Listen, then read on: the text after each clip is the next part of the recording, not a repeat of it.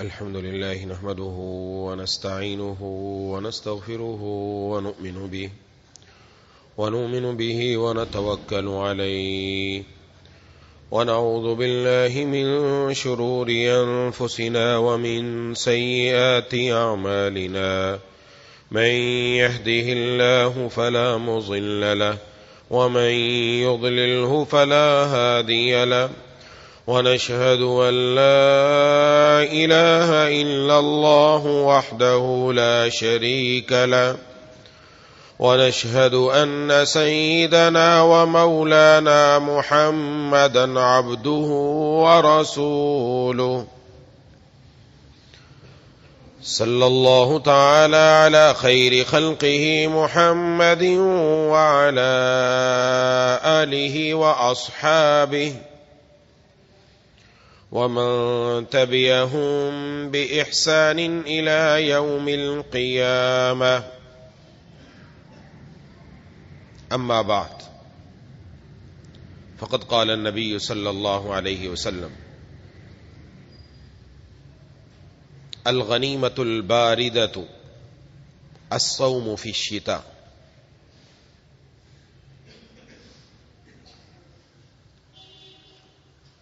او كما قال عليه الصلاة والسلام.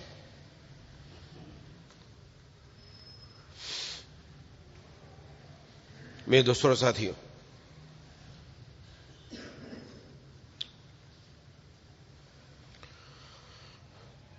اللہ تبارک و تعالی نے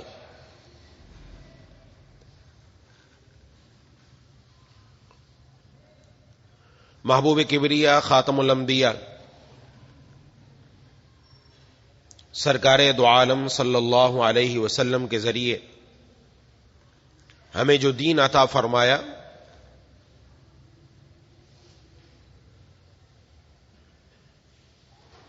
یہ دین اللہ تبارک و تعالی نے ہمیں ایسا دیا ہے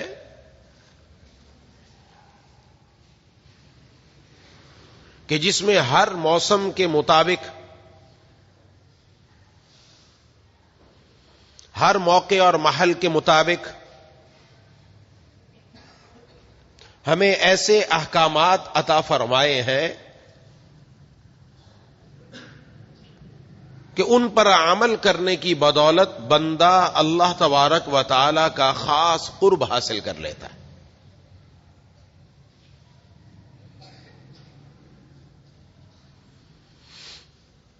موسم سرما، سردیوں کا موسم، اس کی ابتدا ہو رہی ہے. اس موسم سے فائدہ اٹھانا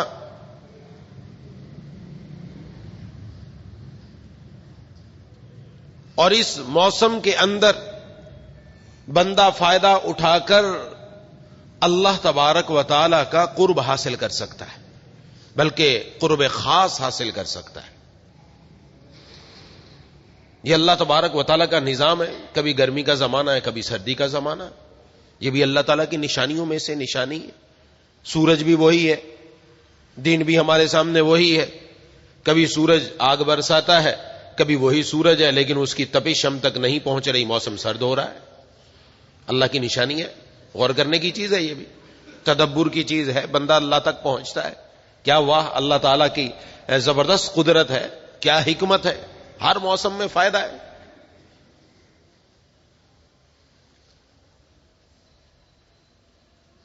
تو اس موسم سے متعلق 4 باتیں عرض کرنا چاہتا ہوں.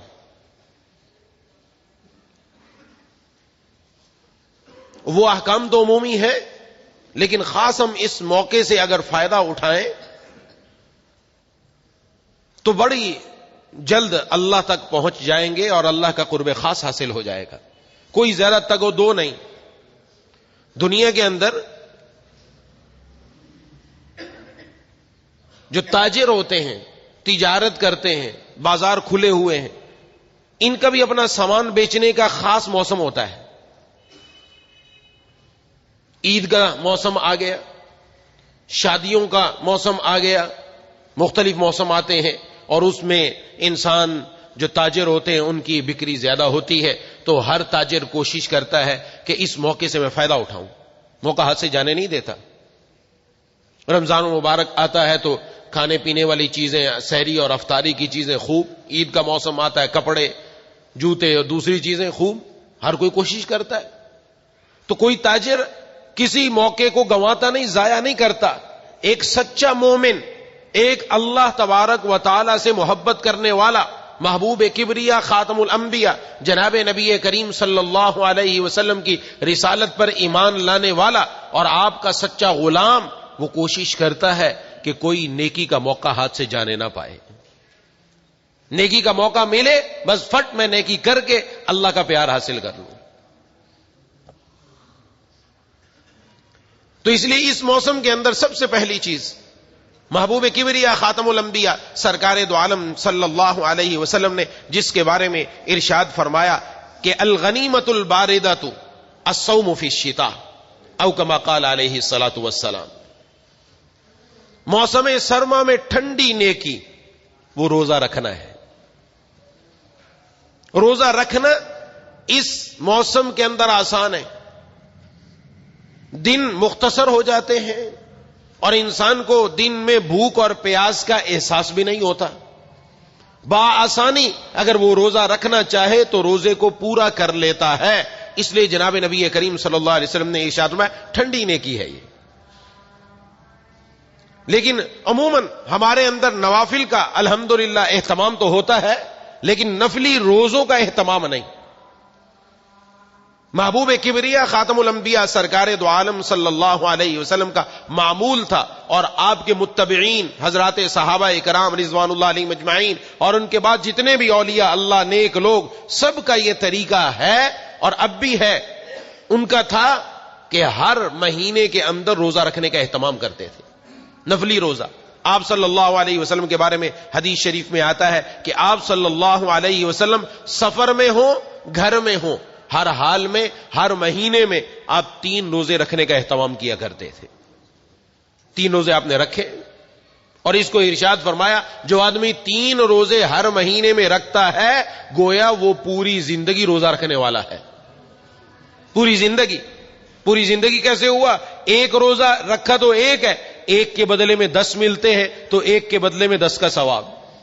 ایک مہینے میں 3 رکھے 30 دن ہوتے ہیں تو 30 کا ثواب، ہر مہینے میں 30 کا ثواب، 3 روزے پر 30 کا ثواب. اس طرح گویا وہ اپنی پوری زندگی جب رکھتا رہے گا تو ہر مہینے میں 3 روزے رکھنے سے پورے مہینے روزے رکھنے کا ثواب مل رہا ہے. یہ پورا مہینہ روزے دار ہے. یہ کیسا دین آسان ہے. اور آپ صلی اللہ علیہ وسلم کا اپنا معمول تھا، خاص طور پر پیر اور جمعرات کا بھی آپ اہتمام فرمایا کرتے تھے. عرب کے اندر اب تک ہے، عرب ممالک کے اندر اب تک ہے کہ وہ خاص نفلی روزے کا بھی ماشاءاللہ بڑا اہتمام کرتے ہیں. ہمیں بھی اس کی کوشش کرنی چاہیے، آگے بڑھنی چاہیے. اللہ تبارک و تعالی مجھے بھی، آپ کو بھی، ہم سب کو اس کی توفیق عطا فرمائے. اس کی مزید چند باتیں اور بھی عرض کر دیتا ہوں. تو آپ صلی اللہ علیہ وسلم پیر اور جمعرات کا اہتمام فرمایا کرتے تھے. پوچھا کہ آپ پیر اور جمعرات کا کیوں اہتمام فرماتے؟ ارشاد فرمایا کہ اس دن اللہ تبارک و تعالی کے سامنے بندے کے اعمال پیش کیے جاتے ہیں اور میں چاہتا ہوں جب میرے اعمال پیش کیے جائیں تو میں روزے کی حالت میں ہوں. کہ آپ صلی اللہ علیہ وسلم نے امت کو ترغیب دی ہے کہ آپ صلی اللہ علیہ وسلم نے ارشاد فرمایا تعرض الاعمال یوم الاثنین والخمیس فاحب ان يعرض عملی وانا صائم. میری پسند یہ ہے، میری محبت یہ ہے، میری چاہت یہ ہے میرا عمل پیش ہو تو میں روزے کی حالت میں ہوں. تو آپ صلی اللہ علیہ وسلم نے اس کا اہتمام فرمایا. اور ایک حدیث میں ارشاد فرمایا لکل شیء زکات وزکات الجسد الصوم. ہر چیز کی زکات ہے، ہر چیز کو پاک کرنے کے لیے شریعت نے طریقہ رکھا ہے. ایک موٹی سی بات ہمیں سمجھ میں آتی ہے کہ ہمیں مال، جو انسان مالدار ہے، پیسہ ہے، اس کے پاس سونا ہے، چاندی ہے، حکم دیا جاتا ہے سال کے بعد اس کی زکات ادا کرو. یہ زکات بقیہ مال کو پاک کرنے کا ذریعہ ہے، یہ پتہ ہے ہمیں سب کو. تو جس طرح زکات کے ذریعے مال پاک ہوتا ہے، فرمایا اسی طریقے سے جسم کو پاک کرنے کے لیے روزہ رکھو، روزہ رکھنے سے جسم بندے کا پاک ہو جاتا ہے.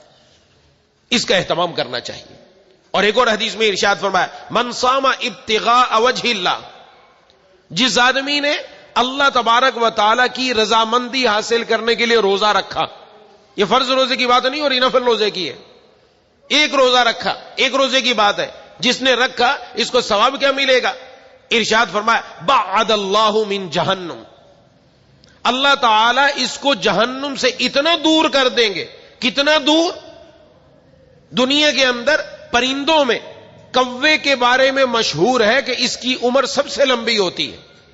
کوے کی فرمایا کوا پیدا ہونے سے لے کر مرتے دم تک اڑتا رہے، وہ جہاں جا کر مرے گا اور جتنی لمبائی ہے، جتنا فاصلہ ہے، فرمایا ایک روزے میں اللہ بندے کو اتنا جہنم سے دور فرما دیتے ہیں. اب وہ کتنی ہے؟ بہت ہے، اس کو شمار نہیں کیا سکتا. پیدا ہونے سے لے کر مرتے دم تک اس کی عمر لمبی بہت زیادہ. تو اب جو اڑتا رہے کتنا سفر طے کر لے گا؟ اتنا. مطلب جہنم سے بہت ہی دور. جو جہنم سے دور ہو گیا وہ جنت کے قریب ہو گیا. ایک روزے کے بارے میں. تو اب ایک روزہ وہ رکھنا کوئی بہت بڑی بات نہیں ہے. دن مختصر ہے. صبح کو آدمی آرام سے اٹھ کر 5 بجے بھی اٹھے، آرام سے روزہ رکھ سکتا ہے. تہجد پڑھ لے، تہجد پڑھنے کے بعد فجر کی تیاری کرے، تلاوت کرے، تسبیحات کرے، مسجد میں آ جائے، نماز پڑھے، نماز کے بعد اپنے معمولات میں لگ جائے. سارا دن انشاءاللہ ایسا گزرے گا. اب جب اہتمام کریں گے تو انشاءاللہ اللہ تبارک و تعالیٰ کا قرب ملنا حاصل ہو جائے گا. جناب نبی کریم صلی اللہ علیہ وسلم کی سنت پر عمل ہو جائے گا. بس ابتداءً تھوڑی سی کوشش کرنی پڑتی ہے. تھوڑی سی کوشش کی، تھوڑی سی ہمت کی، اس کے بدلے میں اللہ تبارک و تعالیٰ بہت کچھ عطا فرما رہے. اس سے پہلی چیز یہ کہ میں اور آپ اس کی کوشش کریں کہ انشاءاللہ یہ جو ابھی دن چل رہے ہیں، آگے چل رہے ہیں، دسمبر ہے، جنوری ہے ہمارے پاس، کوشش کی جائے گھروں میں بھی جا کر خواتین کو بتایا جائے. مردوں میں بھی بعض ایسا تھا کہ رمضان میں اگر کوئی بیمار ہو گیا، روزہ چھوٹ گیا، اب قضا کرنا بڑا آسان ہے، قضا کر سکتے ہیں. عورتوں کو شریعت نے ایک خاص موقع پر عذر کی وجہ سے روزہ رکھنے سے منع کیا ہے. عورتوں کے عموماً روزے قضا ہو جاتے، ان کو بھی ترغیب دی جائے، ان کو بھی ترغیب دے کر خود بھی روزہ رکھے. تو ظاہر ہے ایک بندے کے بجائے 2 بندے رکھیں گے تو عورت کو بھی سہولت ہوگی. اگر ہم ان کو شامل کر لیں، ہمیں اپنے روزے کا ثواب ہوگا، ان کو ترغیب دینے کا وہ بھی ہمیں ثواب ملے گا، اور ان کی روزہ رکھنے میں معاونت کرنے پر بھی اللہ ثواب عطا فرمائیں گے. کام ہی کام ہے انشاءاللہ.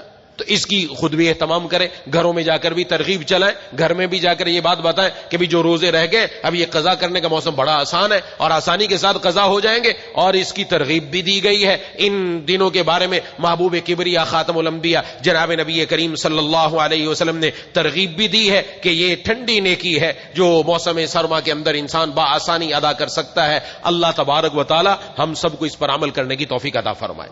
اور ہم سب کو اللہ تعالیٰ جس طرح نفل نمازوں کا اہتمام کرنے کی کوشش کرتے ہیں، اس سے بڑھ کر نفلی روزے رکھنے کا بھی اہتمام کرنے کی توفیق دے، چاہے موسم کوئی بھی ہو. جناب نبی کریم صلی اللہ علیہ وسلم کی سنت کے مطابق عمل ہو جائے گا انشاءاللہ. اس کی وجہ سے گھروں میں ہر جگہ پر اللہ تعالیٰ اپنی انوارات اور برکات سے نوازیں گے انشاءاللہ. اور روزے میں ہمیں رمضان مبارک میں کیا کچھ ملتا ہے وہ ہمارے سامنے کہ ہم کیا کرتے ہیں اور اس کے بدلے میں کیا ملتا ہے. اس میں اللہ رزق بھی بڑھا دیتا ہے اور نہ جانے لطف بھی بڑھا دیتا ہے، لذتیں بھی بڑھا دیتا ہے. دن رات کا عالم ہی کچھ اور ہوتا ہے، بندے کی توجہ اللہ کی طرف ہو جاتی. بہت کچھ ہے، وہ چیزیں ہم سب نے حاصل کی ہوئی ہیں، ہم اس کا ذائقہ چکھ چکے ہیں. تو پھر تو بندے کو آگے بڑھ کر دوبارہ وہ ذائقہ حاصل کرنا چاہیے کہ رب تعالیٰ اب بھی موجود ہے، اللہ تعالیٰ موجود ہے، اور روزہ رکھنے پر اللہ تبارک و تعالیٰ وہ بندے کو ثواب اور عطائیں اور نعمتیں عطا فرمانے پر قادر ہیں، وہ ضرور عطا فرمائیں گے.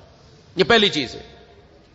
دوسری چیز جو اس ماہ کے اندر آسان ہوتی ہے اس موسم میں، وہ ہے تہجد کی نماز. کیونکہ راتیں لمبی ہو جاتی ہیں. فجر اب عشاء کی نماز 7:30 بجے ہو گئی.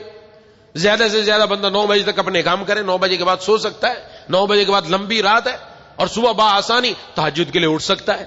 تو تہجد کے لیے بھی اٹھے، روزہ بھی رکھے، دونوں کام ایک ساتھ ہو سکتے ہیں. کوئی پریشانی کی بات نہیں، کوئی لمبا چوڑا کام نہیں ہے. اور تہجد کے بارے میں جناب نبی کریم صلی اللہ علیہ وسلم کے بہت ہی اہم فرامین ہے. ایک حدیث میں آپ صلی اللہ علیہ وسلم نے ارشاد فرمایا، علیکم بقیام اللیل، تم تہجد کی نماز کو لازم پکڑو، تہجد کی نماز کا اہتمام کرو. فإنہ دأب الصالحین، کیونکہ یہ صالحین کی عادت ہے. تم سے پہلے جو صالحین گزرے ہیں یہ ان کی عادت رہی ہے. یعنی اس سے بندے کو سہولت ہو جاتی ہے کہ یہ تہجد کی نماز ہم نہیں، ہم سے پہلے جتنے نیک لوگ صالح بندے گزرے ہیں وہ سارے کے سارے تہجد کا اہتمام کیا کرتے تھے. تو تہجد پڑھنا مشکل نہیں، آسان ہے. اور اب تو ان دنوں میں اور زیادہ آسان ہے. چلو گرمیوں میں جا کے ہم کہتے ہیں کہ راتیں چھوٹی ہو گئی، اٹھنا مشکل ہے. اب تو اٹھنا آسان ہے، کوئی مشکل نہیں ہے.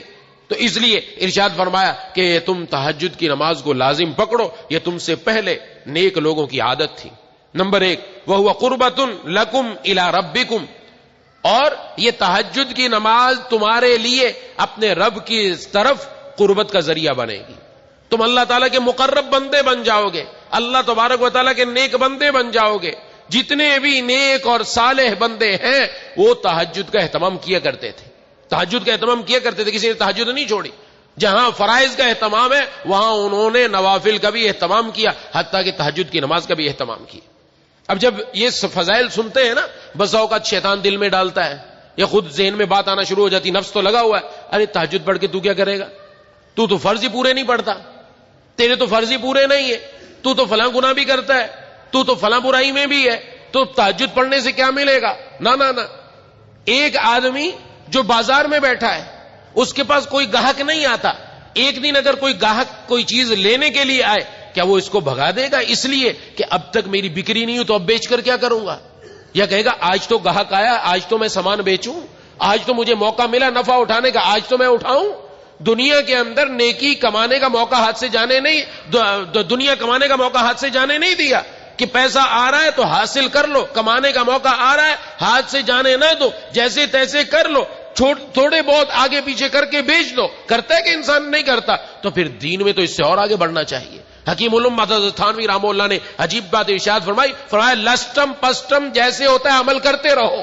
یہ مت سوچو کہ فلاں عمل میں نے آج تک نہیں کیا, آج کرنے سے کیا ہوگا, میں تو یہ بھی گناہ کرتا ہوں, یہ بھی کرتا ہوں, یہ بھی کرتا ہوں, اور تہجد پڑھنے سے کیا ہوگا, میری تو فرض نمازیں پوری نہیں ہے. میں نہیں, نیکی کر لو, اور جس نیکی کی توفیق مل رہی ہے وہ کر لو, نہ جانے اسی کی وجہ سے اللہ تمہاری زندگی بدل کر رکھ دے.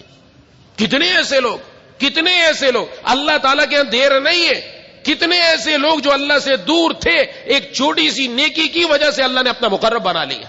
اللہ کے یہاں دیر ہے کیا, اس کے ہاں تو اخلاص پر کام بن جاتا ہے, اخلاص پر کام بن جاتا ہے. ایک بزرگ فرماتے انتقال ہو گیا, کسی نے خواب میں دیکھا, پوچھا کہ کیا ہوا, کہا وہ جو رکعتیں رات کو اللہ کے سامنے چھوٹی چھوٹی رکعتیں ہم نے ادا کی تھی نا, وہ تہجد کی, اللہ نے اسی کی وجہ سے بندے کا کام بنا دیا ہے, اسی پر کام بن گیا. وہ جو اخلاص ہے وہ رات کے وقت میں حاصل ہوتا ہے. تو یہ مت سوچے کہ ہم سے پہتا نہیں ہوگا, آئندہ نہیں ہوگا, بھلے آئندہ ہونے کا امکان نہیں ہے, آج مجھے موقع مل رہا ہے ایک نیکی کرنے کا, میرا کام یہ میں آگے بڑھ کر وہ نیکی کر لوں, وہ 2 رکعت پڑھ لوں, چاہے دماغ حاضر ہے نہیں ہے, بس کر لوں, میرا کام ہے کرنا. اور جب کر لیا اللہ یقیناً اس کی وجہ سے زندگی بدل کر رکھ دیں, بدل جاتی ہے انسان کی زندگی. اللہ کے یہاں کوئی دیر نہیں ہے. اے دوست, جب ایام بھلے آتے ہیں گھات ملنے کی وہ خود آپ ہی بتلاتے ہیں. جب اللہ کی طرف سے بندے کے دن اچھے ہونا شروع ہوتے ہیں تو پھر دیر نہیں لگتی, پھر چھوٹی سی بات بھی بندے کی زندگی کو بدل دیتی ہے, چھوٹی سی بات بھی بدل دیتی ہے, پتہ نہیں چلتا. ایک ڈاکو تھا, ڈاکوؤں کا سردار تھا, چوری کیا کرتا تھا. ایک دن پاؤں کے نیچے جا رہا تھا چوری کرنے کے لیے, رات کو سردیوں کا زمانہ تھا, کسی نے آگ جلائی تھی, آگ جلا کر وہ بجھا کر چلا گیا, لیکن وہاں ایک کوئلہ رہ گیا جس میں چنگاری تھی آگ کی. پاؤں پڑا, پاؤں پڑتے ہی نیچے سے پاؤں میں چھالا بن گیا, آگ جل گیا نیچے سے, جلدی ہٹا, دیکھا کیا ہے, پتا چلا کہ نیچے تو آگ کا شعلہ تھا, اس سے لگی, بس دل پر ایک چوٹ لگی. ارے تو دنیا کی آگ برداشت نہیں کر سکتا, آخرت کی آگ کیا برداشت کرے گا. بدل گیا اسی لمحے میں. اللہ تعالیٰ کی طرف سے ایک اس کے لیے اپنے طرف کھینچنے کا بہانہ تھا, اسی لمحے میں توبہ تائب ہو کر نیک لوگوں میں شامل ہو کر اللہ کا پیارا بن گیا. زندگی بدلتے ہوئے کوئی دیر نہیں ہے. اللہ تعالیٰ کے ہاں بس بندے کے لیے بہانے ہیں, یہ تو بندے کو نوازنے کے. اس لیے موقع ملے تو یہ نہیں سمجھنا کہ پتہ نہیں بنے گا, نہیں, کرنا ہے, دل میں ٹھان لے, آج کر لیا کل کا بھروسہ ہے نہیں, کوئی پتہ نہیں, آج مجھے موقع مل رہا ہے, میں کر کے رہوں گا, اور انشاءاللہ اللہ کو راضی کر کے ہی چھوڑوں گا انشاءاللہ. ایسی ہمت ہو تو کام بنے گا یقیناً. اس لیے یہ دل میں اگر وسوسہ آئے, نفس سمجھائے یا اور کوئی کہے, اس کی پرواہ نہیں کرنی, بس لگ جاؤ. جس دن آنکھ کھل گئی, جس دن رب کے سامنے کھڑے ہونے کی توفیق ہو گئی, کھڑا ہو کر اللہ کے سامنے عبادت کرے. تو فرمایا یہ تمہیں اللہ کا مقرب بنا دے گی. نمبر 3 ومغفرۃ للسیئات, اور یہ تمہارے گناہوں کا کفارہ بھی ہے, یہ تمہارے گناہوں کا کفارہ بھی ہے, گناہوں کا کفارہ بن جاتی ہے. جناب نبی کریم صلی اللہ علیہ وسلم کے سامنے ایک آدمی کا بتایا گیا, ایک آدمی رات کی تہجد کی نماز بھی پڑھتا ہے, چوری بھی کرتا ہے. فرمایا ان قریب اس کی تہجد کی نماز اس کو چوری سے روک دے گی. اور ایسا ہی ہوا, تہجد کی نماز پڑھنے سے بندہ گناہوں سے باز آ جاتا ہے. یہ اس کی ذاتی خصوصیت ہے تہجد کی نماز کی, کہ یہ بندہ جو پڑھتا ہے اللہ ایک دن ضرور اس کو نیک بنا دیتے ہیں, متقی بنا دیتے ہیں, کہ اس کی زندگی میں کوئی گناہ باقی نہیں رہتا, سب گناہوں سے نجات ہو جاتی. گناہوں کے لیے کفارہ ہے, ومنہات عن الاسم, اور چوتھا یہ گناہوں سے روکنے والی بھی ہے. تو تہجد کی نماز کا اہتمام کرو، یہ تمہیں 3 فائدے حاصل ہوں گے، اور صالحین کی عادت بھی ہے، تم بھی صالحین میں شامل ہو جاؤ گے۔ ایک حدیث میں ارشاد فرمایا ان فی الجنت غرفا، میں جنت کے اندر ایسے محلات اللہ تعالیٰ نے بنائے ہیں، کیا ہے؟ یرا ظاہرها من باطنها وباطنها من ظاہرها، جس کا اندر باہر سے نظر آتا ہے، باہر اندر سے نظر آتا ہے۔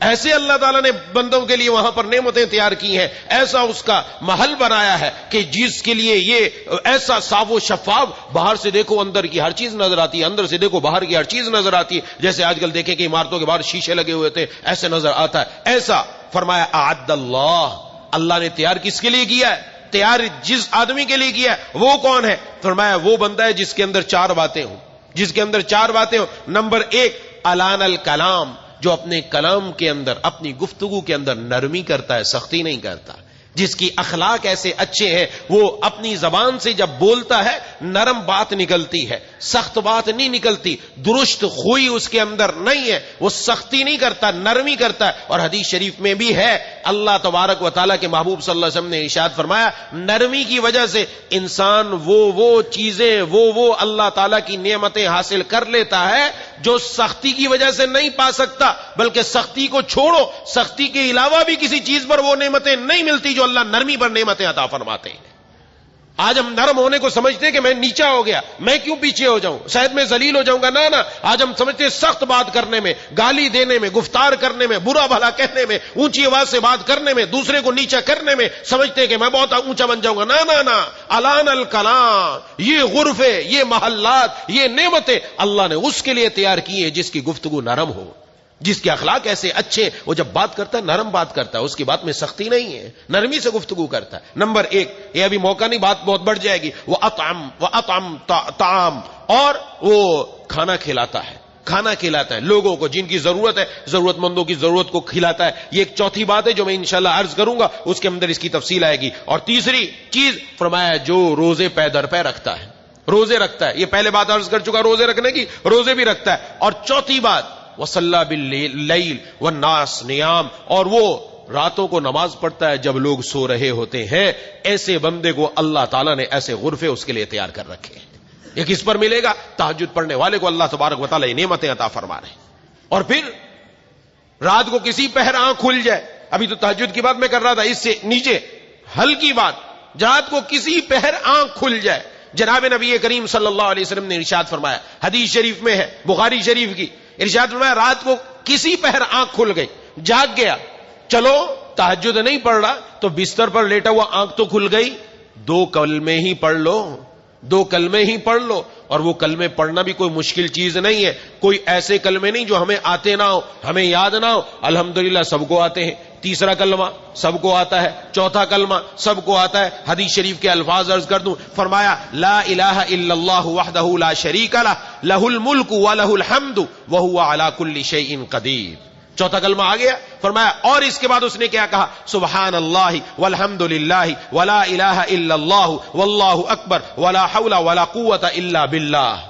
یہ دونوں جملے آتے، اس کے بعد اس نے کیا کہا؟ اس نے کہا رب اغفر لی، اے اللہ، اے رب میری مغفرت فرما دے۔ فرمایا اللہ اس کی اس دعا کو قبول فرما لیتے ہیں۔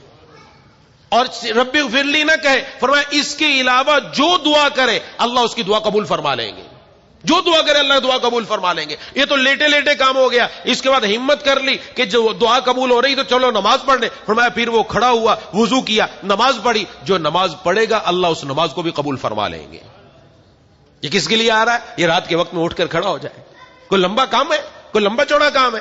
آج راتیں برباد ہو رہی ہیں خام خواہ، کس پر؟ فیس بک پر، یوٹیوب پر، ان کی گندگیوں کے اندر زندگی گزار رہے نوجوانوں سے بھی گزارش ہے، سب سے گزارش ہے، ہم اپنی زندگی کو دیکھو، کیوں موبائل کے اوپر برباد کر رکھی ہے اپنی زندگی؟ سارا دن تو موبائل ہے، رات ہو مولا ہو، بس تیسرا کوئی نہ ہو۔ اے دنیا والوں سے دوستی لگا کر کیا ملے گا؟ دوستی لگانی ہے تو اپنے مولا سے لگائیں۔ اور اگر کسی حسین کی طرف جانے کا خیال آتا ہے، کسی لڑکی سے ناجائز تعلق قائم کرنے کا خیال آتا ہے، اس کے حسن پر مرنے کا دل کرتا ہے، اس کی گالوں اور بالوں پر مرنے کا دل کرتا ہے، تو سوچے جس ذات نے اس کو حسن بخشا، پوری دنیا کی خواتین کو، پوری دنیا کے حسیناؤں کو جس اللہ نے حسن بخشا، وہ خود اللہ خود کتنا خوبصورت ہوگا۔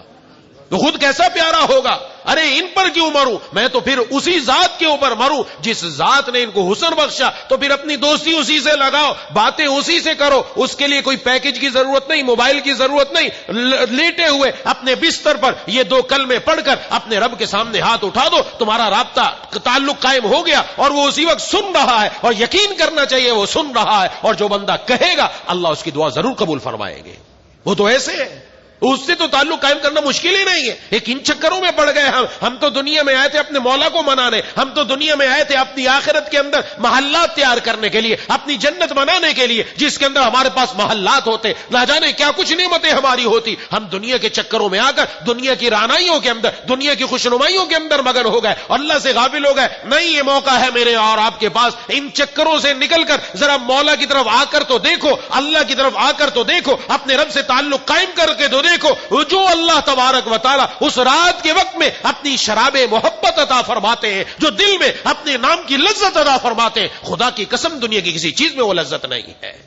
آ کر دیکھے تو صحیح, اس شراب محبت کو پی کر تو دیکھے کہ رب تعالیٰ کی طرف سے ایسے ایسے بندر کے اندر لمحات ہیں کہ بندہ ہر حال میں اپنے ربا کے ساتھ مزیدار زندگی گزارے گا. تو یہ کتنا آسان کام ہے, کوئی لمبا چوڑا کام تھوڑی ہے. بجائے راتوں کو ہم ان پر پیکیجز پر بات کریں, دوسرے چکروں کے اندر رہیں, بند کر دو موبائل, بند کر دو. ان کے اپنے لیے وقت مقرر کریں. کچھ وقت تو مولا کے لیے نکالو. 24 گھنٹے اس موبائل کے چکر میں رہنا ہے, یا تو دنیا کما لی, یا موبائل کے چکر میں رہے, یا پب جی کے چکر میں رہے. کن چکروں میں پڑ گئے ہم, یا گیموں کے چکر میں پڑ رہے ہیں, کوئی پب جی کے چکر میں, کوئی کرکٹ کے چکر میں, کوئی نہ جانے کس چکر میں. ہم ان چکروں کے لیے نہیں آئے تھے میرے دوستو. ان میں کچھ لمحات تو ایسے نکالو جو صرف بندے اور مولا کے درمیان ہو. اس کے لیے بس صرف یہ ہو کہ تمنا ہے ایسی جگہ کہیں کوئی ہوتی, تمنا ہے ایسی جگہ کہیں کوئی ہوتی, اکیلے بیٹھے ہوتے, یاد ان کی دل نشیں ہوتی, مولا کی یاد دل کے اندر آ جاتی.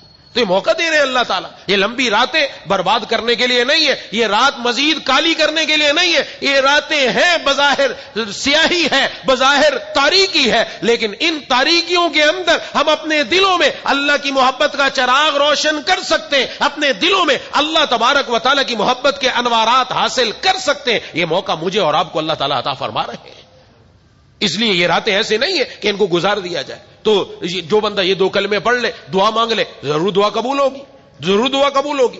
اور ایک اور حدیث میں ارشاد فرمایا, بڑی اہم حدیث ہے, ارشاد فرمایا یعقد الشیطان علی قافیۃ رأس احدکم, جب انسان سوتا ہے فرمایا شیطان تمہاری گدی پر گرہ لگا دیتا ہے. اور شیطان کتنی گرہ لگاتا ہے؟ ارشاد فرمایا اذا ہوا نام, جب یہ بندہ سوتا ہے 3 گرہیں لگا دیتا ہے, اس کے اندر 3 گرہیں لگا دیتا ہے. اب یہ 3 گرہیں کھلیں گی کیسے؟ ارشاد فرمایا جب بندہ اٹھتا ہے, اٹھ کر وہ اللہ کا نام لیتا ہے. یہ شرط ہے, اٹھ کر اللہ کا نام لیا, اللہ کو یاد کیا, کم از کم وہ دعا پڑھ لی جو بیدار ہونے کے بعد پڑھی جاتی ہے. سونے کے بعد جب بندہ سو کر اٹھے, اٹھنے کی جو سنتیں, ان سنتوں میں یہ دعا لکھی ہوئی, یاد نہیں, اس کو یاد کر لیا جائے, وہ دعا پڑھ لے, یا کوئی بھی اللہ کا نام لے لے. فرمایا ایک گرہ کھل جاتی ہے, ایک گرہ کھل گئی. اس کے بعد فرمایا اس نے وضو کیا, وضو کرنے سے اس کی دوسری گرہ کھل گئی. اس کے بعد کیا فرمایا نماز پڑھی, نماز پڑھی, تیسری گرہ بھی کھل گئی, تینوں گرہ کھل گئی. فرمایا یہ صبح کرتا ہے اس حال میں کہ اس کا دل بڑا خوش ہوتا ہے, یہ چست ہوتا ہے, چاق و چوبند ہوتا ہے, اور اپنے کاموں کے اندر مصروف ہو جاتا ہے. یہ آج کہتے ہیں نا یار ساری رات نیند کی بھی ہے, صبح کو طبیعت کے اندر چستی نہیں ہے, طبیعت میں سستی ہے, دماغ بند ہے, دل بھی بند معلوم ہو رہا ہے, اور تو دل کہیں لگ نہیں رہا, کام پہ نہیں لگ رہا, کسی چیز میں کیوں لگے؟ اور صبح اٹھ کر اللہ کو راضی تو کیا نہیں, وہ جو شیطان نے گرہیں باندھی تھی وہ تو کھلی نہیں, وہ تو کھلتی کب؟ رب کا نام لیتا, وضو کرتا, نماز پڑھتا, تینوں کام نہیں کیے. صبح اٹھ کر اپنا ناشتہ بریڈ کیا اور نکل لیا کام کے اوپر, کام تو وہ کیا نہیں, تو گدی پر تو وہ 3 گرہیں لگی ہوئی ہیں. یہ دماغ کھلے گا کیسا؟ اس کی نسیں کھلے گی کیسے؟ یہ کھلیں گی تب جب صبح اٹھ کر اللہ کا نام لے کر وضو کر کے نماز پڑھے, اللہ تینوں گرہوں کو کھول دیتے ہیں.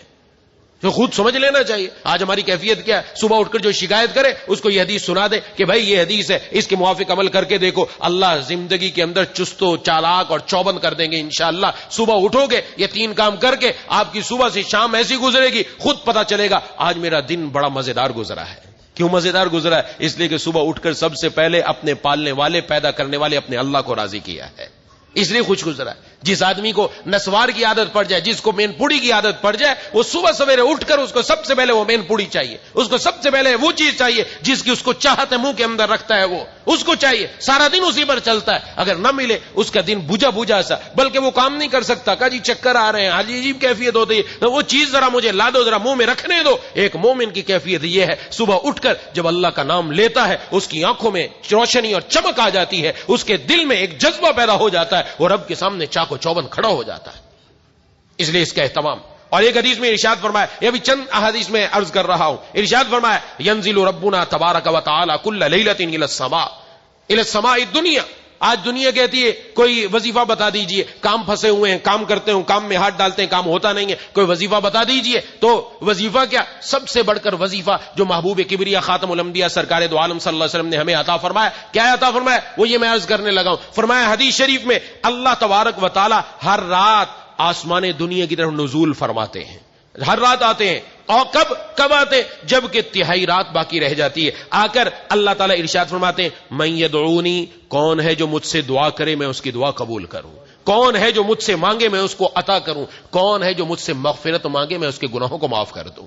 اللہ تعالیٰ کی طرف سے آواز لگتی ہے، اب آواز لگ رہی ہے، روزانہ لگ رہی ہے، جو ہوگا وہ رب کے سامنے کھڑا ہو کر یہ مانگے گا، اللہ ضرور عطا فرما دیں گے۔ اس سے بڑھ کر کوئی وظیفہ نہیں، کوئی کام بنوانا ہے، یہ رات کا آخری پہر بڑا اہم ہے، اس کے اندر بندہ کھڑا ہو کر جب اللہ کے سامنے عرض کرتا ہے، اس کا کام انشاءاللہ ضرور بن کر رہے گا، ضرور بنے گا۔ اس لیے دوسرا کام ہے تہجد کا اہتمام۔ انشاءاللہ بقیہ باتیں عرض کروں گا، دعا ہے کہ اللہ تعالیٰ مجھے اور آپ کو ان باتوں پر عمل کرنے کی توفیق عطا فرمائے۔ وآخر دعوانا ان الحمدللہ رب العالمین۔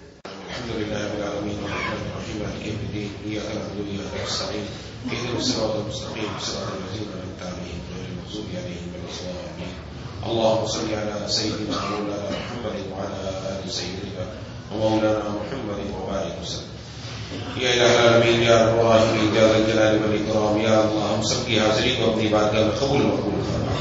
مولا کریم الہ العالمین ہمارے والدین کی، بیوی بچوں کی، بہن بھائیوں کی، دوستوں احباب کی، تمام رشتہ داروں کی، یا الہ العالمین ددیاری رشتہ داروں کی، لڑیاری رشتہ داروں کی، سسرالی رشتہ داروں کی، یا الہ العالمین تمام امت مسلمہ کی تمام گناہوں کو معاف فرما دیجیے۔ مولا کریم الہ العالمین یا الراحمین یا ذا الجلال والاکرام، یا اللہ ہم سب کو مولا کریم اس موسم سرما سے بھرپور فائدہ اٹھانے کی توفیق عطا فرما دیجیے۔ یا الہ العالمین یا رب العالمین یا ذا الجلال والاکرام، ہم میں سے جو بیمار ہیں، گھروں میں جو بیمار ہیں، دوستوں احباب میں جو بیمار ہیں، جنہوں نے بیماروں کے لیے دعا کے لیے کہا ہے، یہ کہنا چاہتے تھے نہیں کہہ سکے، یا امید رکھتے ہیں یا پیغام پہنچایا نہ پہنچ سکا، سب کو شفائے کاملہ عاجلہ مستمرہ عطا فرما دیجیے۔ کچھ ساتھیوں نے دعا کے لیے کہا ہے، سلیمان بھائی کی طبیعت ناساز ہے، فخرو چوہان وہ بیمار ہے، انہوں نے دعا کے لیے کہا ہے، سعید بھائی کی والدہ بیمار ہے، انہوں نے دعا کے لیے کہا ہے، اعجاز بھائی ان کو ڈینگی ہو گیا، انہوں نے دعا کے لیے کہا ہے، ہسپتال میں داخل ہے، ایسے ہی بھائی عبدالستار صاحب وہ بھی علی نے ان کا بھی آپریشن ہونا ہے، یا اللہ سب کو شفائے کاملہ عاجلہ مستمرہ عطا فرما، جن کا آپریشن ہونا ہے یا اللہ ان کے آپریشن کو کامیاب فرما دیجیے۔ مولا کریم اور آپریشن کے بعد پہلی جیسی صحت اور پہلے سے بڑھ کر قوت عطا فرما دیجیے۔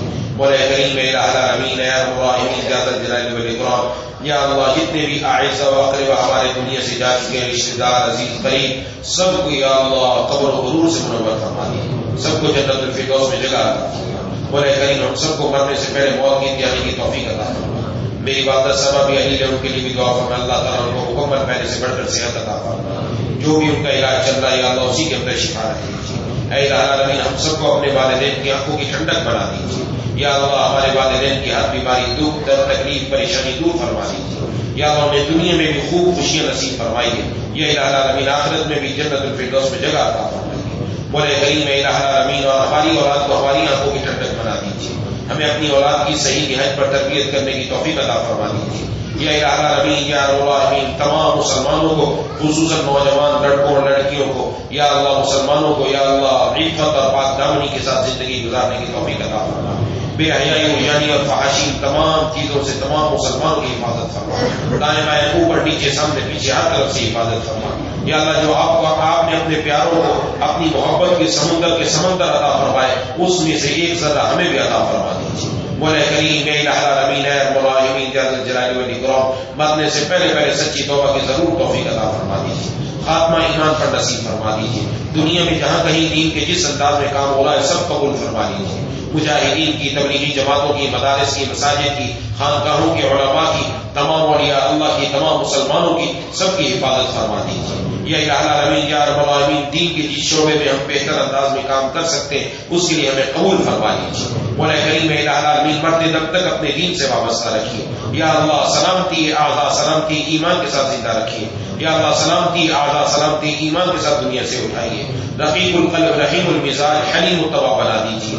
قلب سلیم، فہم سلیم، عقل سلیم عطا فرما دیجیے۔ عقل سلیم پر فضل عظیم عطا فرما دیجیے۔ مولا کریم الہ العالمین یا رب الراحمین یا ذا الجلال والاکرام، جتنے ساتھی مجھ سمیت موجود ہیں ہم سب کے دلوں میں جتنی جائز تمنا ہے سب پوری فرما دیجیے یا اللہ۔ ہمیں، ہماری اولادوں کو، ہماری نسلوں کو، قیامت تک آنے والی ذریت کو یا الہ العالمین ایمان پر قائم رکھیے یا اللہ۔ ایمان پر ہی دنیا سے اٹھائیے اے الہ العالمین یا رب العالمین۔ جتنی بھی دعائیں آپ کے محبوب صلی اللہ علیہ وسلم نے مانگی وہ سب ہم سب کے حق میں قبول فرما لیجیے۔ جن جن چیزوں سے پناہ مانگی ان سب سے ہم سب کو پناہ عطا فرما دیجیے۔ اللهم كل خير لكل مسلم ومسلمة، اللهم ارحم أمة محمد صلى الله عليه وسلم، اللهم اغفر لنا وللمؤمنين والمؤمنات والمسلمين والمسلمات، اللهم اغفر لنا وللمؤمنين والمؤمنات والمسلمين والمسلمات، اللهم اغفر لنا وللمؤمنين والمؤمنات والمسلمين والمسلمات۔ جتنی دعائیں آپ کے محبوب صلی اللہ علیہ وسلم نے مانگی ہیں سب ہم سب کے حق میں قبول فرما لیجیے۔ جن جن چیزوں سے پناہ مانگی ان سب سے ہم سب کو پناہ عطا فرما دیجیے۔ ربنا تقبل منا انك انت السميع العليم وتب علينا انك انت التواب الرحيم۔ صلى الله تعالى على خير خلقه محمد وعلى اله واصحابه اجمعين برحمتك يا ارحم الراحمين، آمين يا رب العالمين۔